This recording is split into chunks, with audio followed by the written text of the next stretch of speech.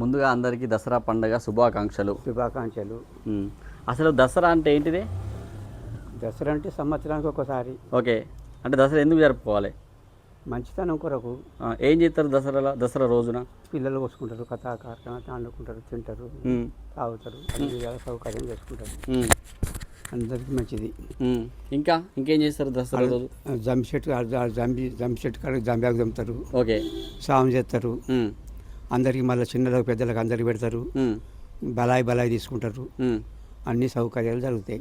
Okay, ఇప్పుడు జమ్యాకు పెద్దలకు తీసుకొని పెద్దల దగ్గర ఆశీర్వాదం తీసుకోవాలి. వెనకట కూడా గట్లనే ఉండనా? వెనకట కూడా అంతే.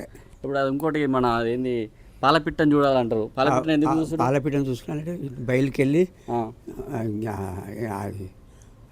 పాలపిట్ట కాదు అది ఒకటి ఉండే నాకు అసలు చెప్పు ఏం కాదు చెప్పు. అది వచ్చేది ఉండే. ఓకే, పాలపిట్టని చూడాలి. ఓకే, ఇప్పుడు ఓకే చూశారు కదండి.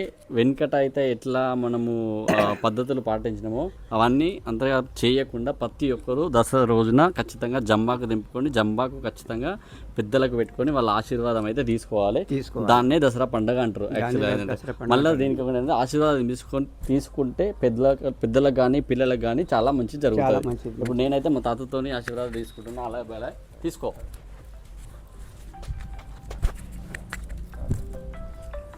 ఓకే అండి, మరొకసారి అందరికీ దసరా శుభాకాంక్షలు. ఇట్లాను శుభాకాంక్షలు. దసరా పండుగ శుభాకాంక్షలు. సంబ్యాకు దసరా పిల్లని కొట్టుడు.